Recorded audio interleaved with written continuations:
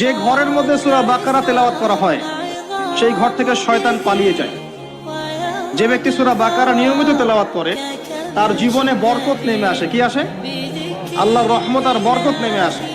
যে সূরা বাকারা তেলাওয়াত ছেড়ে দেয়, সূরা বাকারা তেলাওয়াতটা করে না, ছেড়ে দেয়, তার জীবনে আক্ষেপ আসে, আক্ষেপ। যে ঘরের মধ্যে সূরা বাকারা তেলাওয়াত করা হয় সেই ঘর থেকে শয়তান পালিয়ে যায়। যে ব্যক্তি সূরা বাকারা নিয়মিত তেলাওয়াত করে তার জীবনে বরকত নেমে আসে। কি আসে? আল্লাহর রহমত আর বরকত নেমে আসে।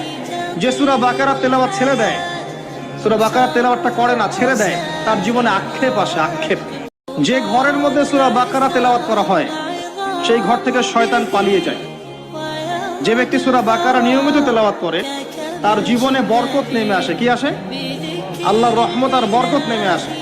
যে সূরা বাকারা তেলাওয়াত ছেড়ে দেয়, সূরা বাকারা তেলাওয়াতটা করে না, ছেড়ে দেয়, তার জীবনে আক্ষেপ আসে, আক্ষেপ।